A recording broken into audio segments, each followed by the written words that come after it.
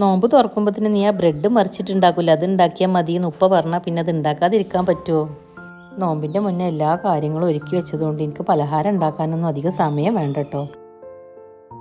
വഴന്നു വന്ന വലിയുള്ളിയിലേക്ക് ഇഞ്ചി വെളുത്തുള്ളി പേസ്റ്റും മുറിച്ച് വെച്ച പച്ചമുളകും നേരത്തെ വേവിച്ചെടുത്ത ബീഫും പൊടിയായി എരിഞ്ഞ മല്ലിയിലയും ചേർത്ത് നന്നായിട്ടൊന്ന് ഇളക്കി യോജിപ്പിക്കുക.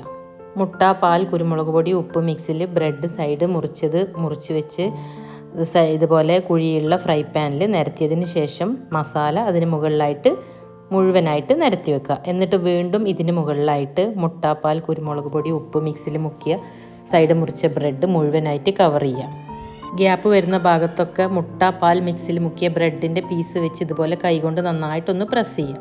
ഒരു പരന്ന ഫ്രൈ പാൻ എടുത്തത് അല്പം നെയ്യ് തടവി ഈ ബ്രെഡിന് മുകളിലായിട്ട് വെച്ച് തിരിച്ചിട്ട് കുറച്ച് സമയം കുറഞ്ഞ തീയിലൊന്ന് വേവിച്ചെടുക്കുക. അപ്പോൾ നമ്മുടെ ചിക്കൻ ബ്രെഡ് പോള ഇവിടെ തയ്യാറായി.